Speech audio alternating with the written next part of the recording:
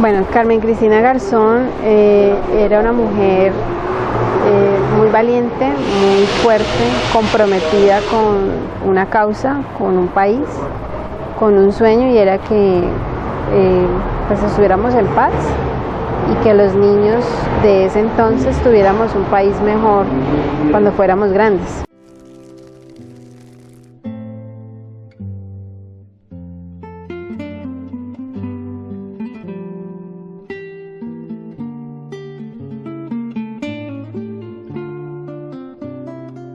Yo la recuerdo como una persona muy dinámica, de ideas muy firmes,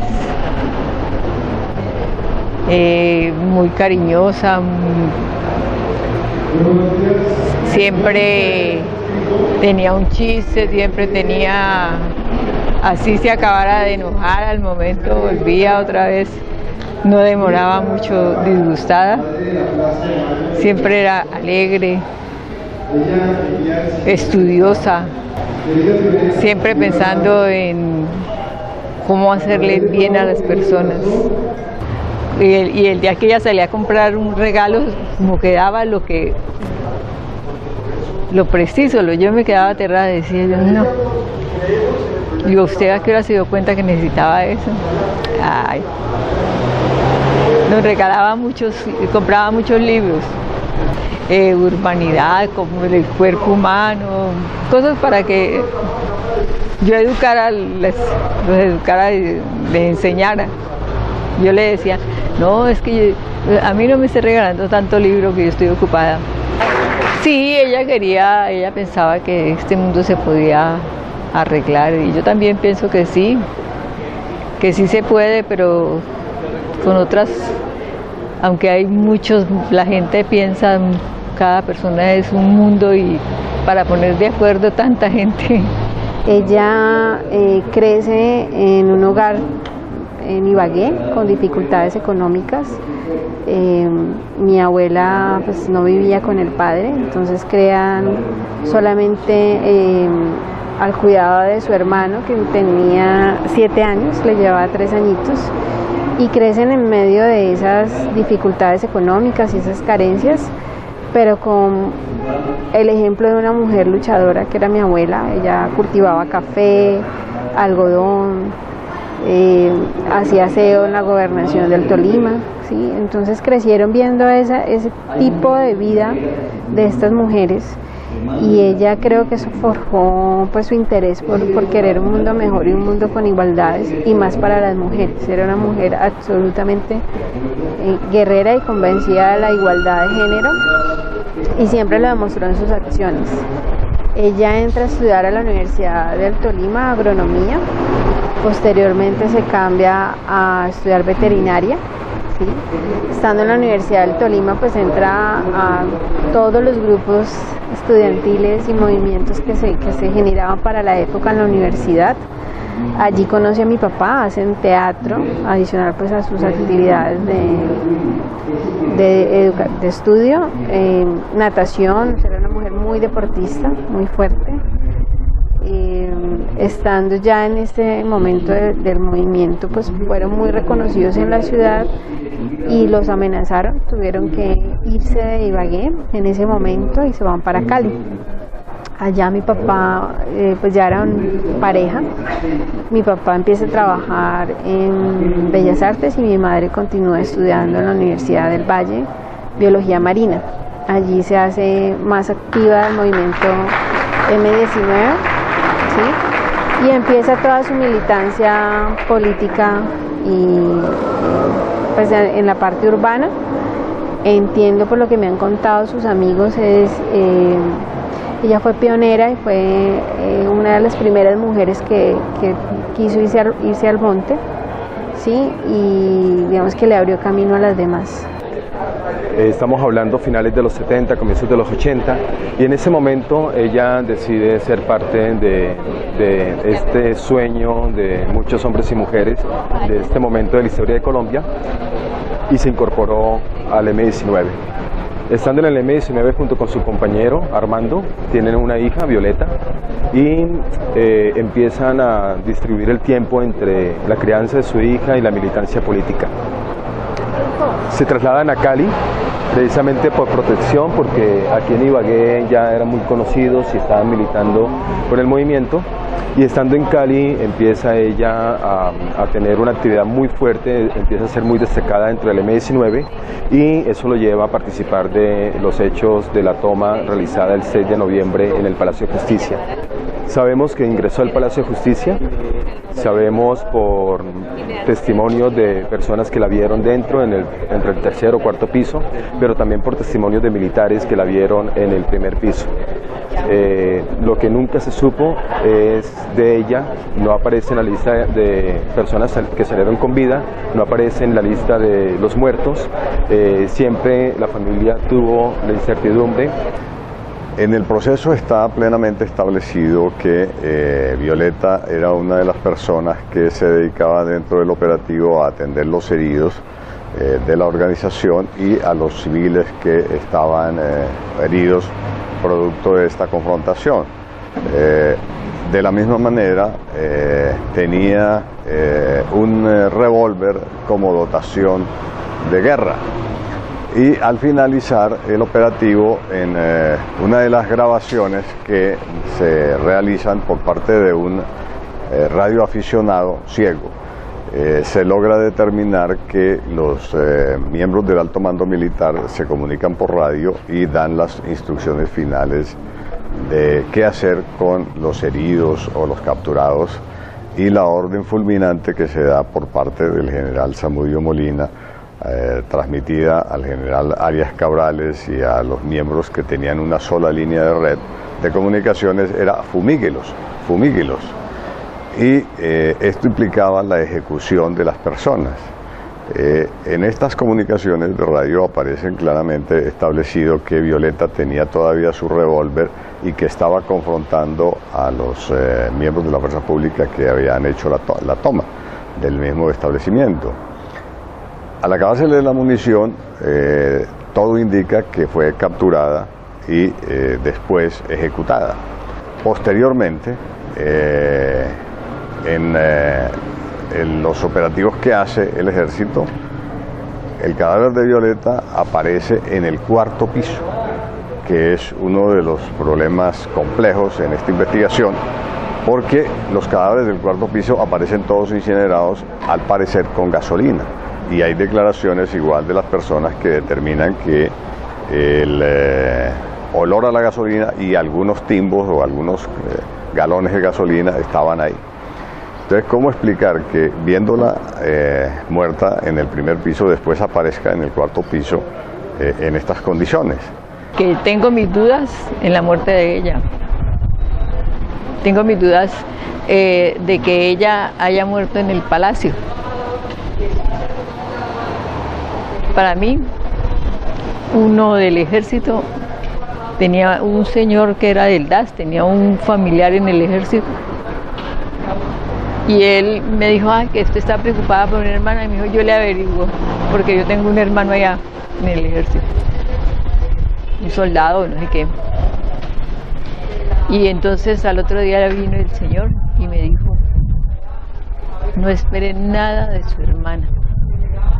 Ahí ya no hay nada. Al otro día. Y entonces me dijo, ellos lo llevaron, ellos salieron con vida, lo llevaron a la casa del florero y lo fusilaron. No sé. Mi padre en ese momento entra en una depresión. Él es artista, es muy sensible y no logra salir de esa depresión, se encierra en su casa, no puede hacerse cargo de mí, tampoco pues la busca, y pues los otros hermanos también era un poco el tema del temor de decir soy familiar de un guerrillero, entonces no la buscan. A los días nos llega a la casa una cajita, a la casa al apartamento de mi papá, una cajita con su cédula y una ropa, y ahí mi padre entiende que ella no va a volver. Mi tiempo de trabajar, yo tenía una obligación, unos hijos que mantener, entonces yo toda la vida fui modista, más de 50 años estuve cosiendo. Ahora es que coso, pero ya no por la necesidad de trabajar, no. Pero yo tenía que... Estaba Violeta conmigo, estaba mi hijo que estaba Sardino, mi hija estaba pequeña, entonces yo tenía que responder por una obligación. Me daba miedo, no, es que habían fotos de ella y yo las quemé. En mi casa no hubo nada más sino unas fotos, de pronto poesías, cosas que a él le regalaban y las dejaba en la casa. Pero bastante miedo me daba a mí. Inmediatamente después se ordena por parte de un juez de instrucción penal militar que los cadáveres de esta toma y civiles que fueron ejecutados igualmente sean llevados al cementerio del sur y se les coloque en la fosa común, argumentando que el M-19 pretendía recuperar los cadáveres.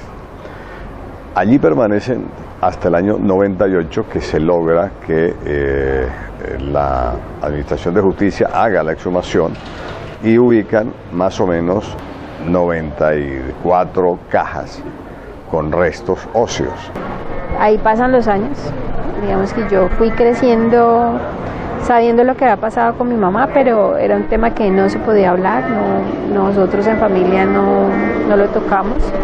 En algún momento mi tía intentó contactarse con Eduardo Umaña cuando salió la noticia que él estaba haciendo este proceso. Ella le alcanzó a enviar documentos, pero pues él fallece, pues lo matan y entonces ahí pues perdemos como el único impulso que se tuvo en ese momento.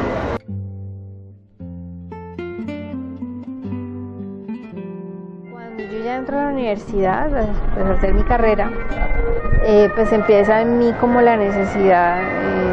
Yo soy trabajadora social, entonces en medio de mi formación empiezo a darme cuenta que es muy importante para mí pues conocer quién era mi madre y cerrar el ciclo del duelo y todas estas cosas para poder seguir adelante con mi vida. Entonces empiezo a leer, a investigar, a buscar. En esa época salió lo de la Universidad Nacional, que estaban haciendo el análisis de unos cuerpos y habían encontrado 2 del M-19. Entonces yo para unas vacaciones, pues por mis propios medios, yo en esa época para mantenerme, pues porque en mi casa no había, yo dictaba clases de natación, hacía inventarios, bueno, hacía muchas cosas pues para poder pagarme mi estudio. Ahorré y me fui para Bogotá en unas vacaciones. Entonces llegué a Bogotá, fui a la Universidad Nacional y estando en la Universidad Nacional llegué a la Facultad de Antropología y me acerco al profesor que estaba empezando la investigación y le digo, mire, yo soy hija de una guerrillera del M-19, de Violeta, ayúdenme. Entonces él, no sé si no me creyó en ese momento,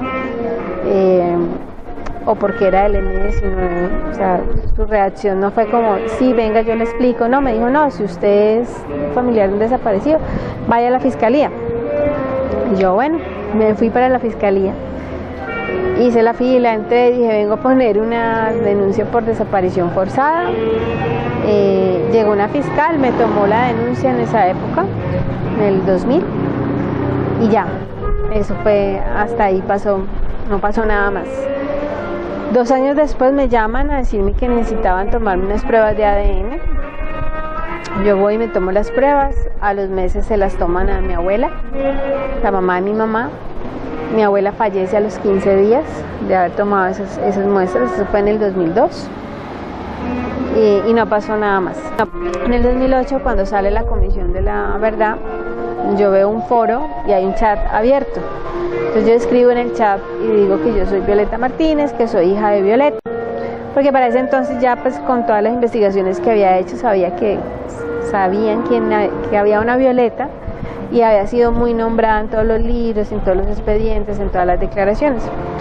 Cuando yo escribo eso, al otro lado pues está Marcela Briceño, que es una abogada, que estaba trabajando en ese momento, se comunica conmigo y me dice, o sea, muy emocionada porque pues no tenían como información de nadie del M y menos de Violeta, que era tan importante en todo lo que se leía.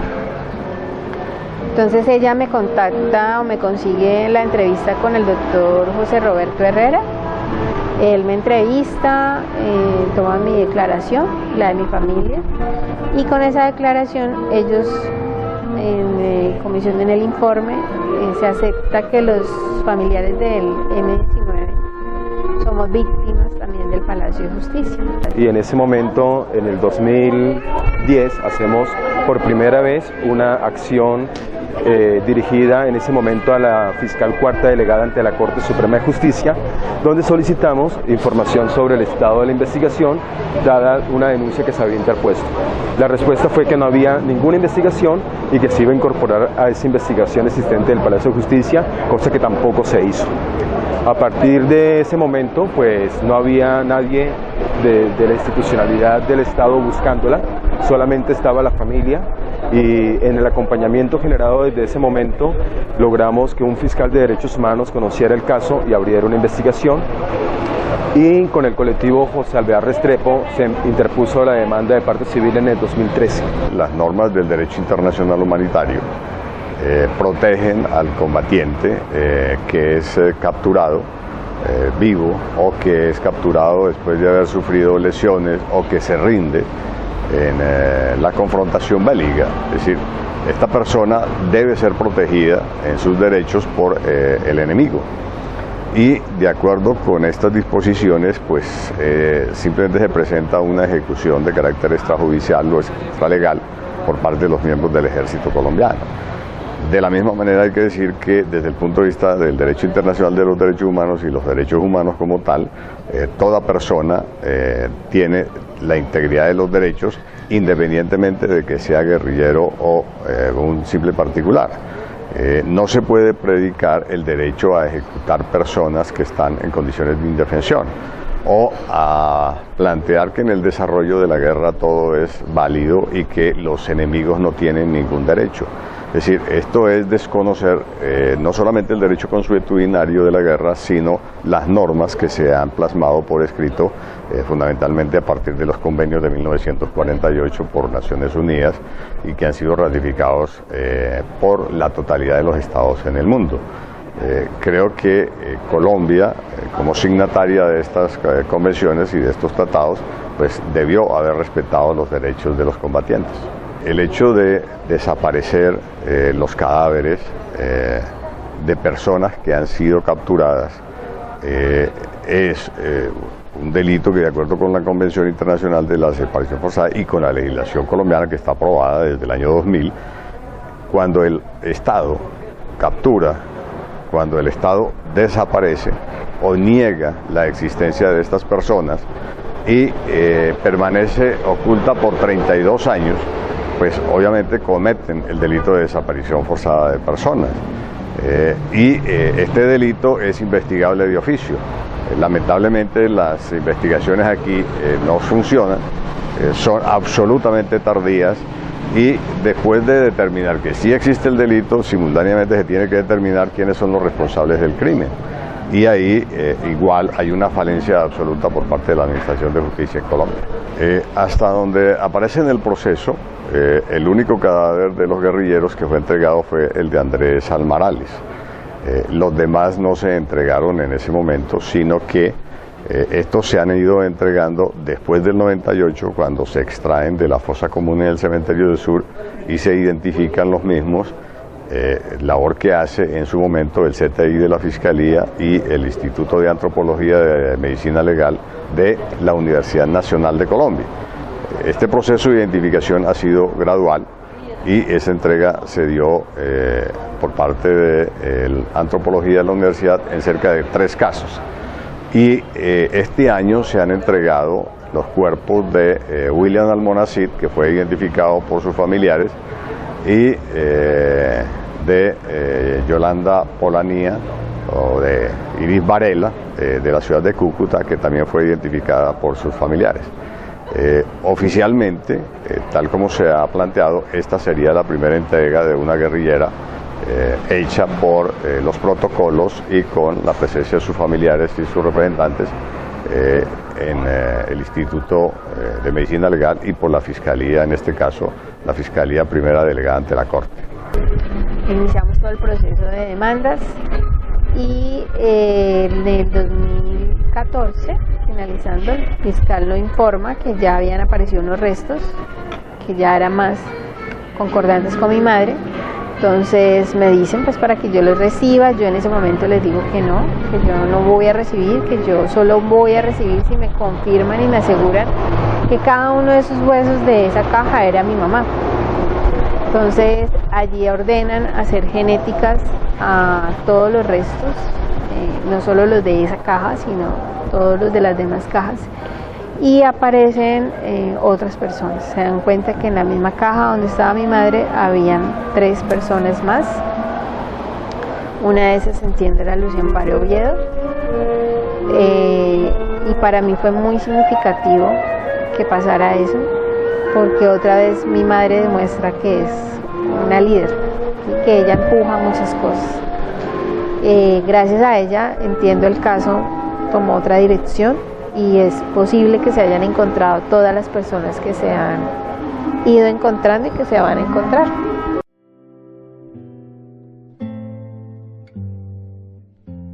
Buscando a Carmen Cristina Garzón Reyes, buscando a Mónica Molina, se cambió la manera de buscar, haciendo un rastreo sobre todos los cuerpos, tanto los entregados en el 85 como los exhumados en el cementerio del sur en el año 98, y eso ha llevado a los resultados que ya conocemos. 5 de los desaparecidos de la cafetería del Palacio de Justicia han sido restituidos a sus seres queridos, como parte también del cumplimiento de la sentencia de la Corte Interamericana, pero a partir de allí, de esta nueva ruta de búsqueda, se está abriendo la búsqueda de los desaparecidos que nadie estaba buscando, y es los desaparecidos militantes del M19, además de Carmen Cristina Garzón Reyes, de Mónica Molina, está Javier Ulpiano Varela Polanía, está Orlando Chaparro, está el Quinquiceno, Leandro Jesús Molina Pinto, Álvaro González Patiño, Nora García, William Almonacid, que ya fue entregado en ceremonia privada a la familia, y hay otros que se siguen buscando. Hasta donde aparece en el proceso, el único cadáver de los guerrilleros que fue entregado fue el de Andrés Almarales. Los demás no se entregaron en ese momento, sino que estos se han ido entregando después del 98, cuando se extraen de la fosa común en el cementerio del sur y se identifican los mismos. Labor que hace en su momento el CTI de la Fiscalía y el Instituto de Antropología de Medicina Legal de la Universidad Nacional de Colombia. Este proceso de identificación ha sido gradual y esa entrega se dio por parte de la Antropología de la Universidad en cerca de 3 casos. Y este año se han entregado los cuerpos de William Almonacid, que fue identificado por sus familiares, y de Yolanda Polanía, o de Iris Varela, de la ciudad de Cúcuta, que también fue identificada por sus familiares. Oficialmente, tal como se ha planteado, esta sería la primera entrega de una guerrillera hecha por los protocolos y con la presencia de sus familiares y sus representantes en el Instituto de Medicina Legal y por la Fiscalía, en este caso, la Fiscalía Primera Delegada ante la Corte. Significa mucho porque por lo menos sé que Violeta esto la hace sentirse mejor, ella siempre menos estar pensando su mamá, si vive, no vive, dónde quedó, porque esa fue una de las cosas que me preocupaba de ella. Ella siempre, cuando estaba pequeñita, se paraba en la ventana de la casa y decía, yo le decía, Violetica, ¿por qué estás allá? Venga para acá. No, tía, estoy esperando a mi mamá. Y esperaba que, como enfrente de la casa paraban los buses, que un día, y algunas veces ella llegó, porque ella siempre visitó a la niña, mientras que estuvo caminaba, ella me decía que he caminado toda la noche para venir a verla. Caminaba una noche y al otro día estaba con ella y con mi hija, porque también era ella fue muy especial también con mis hijos. Los resultados que se están logrando hoy ha sido gracias al esfuerzo de la familia, ha sido gracias al esfuerzo de la persistencia en la búsqueda, ha sido por la terquedad de no claudicar a pesar de la estigmatización, a pesar del señalamiento por ser familiares de militantes del M-19. Bueno, este acto es la materialización de un sueño.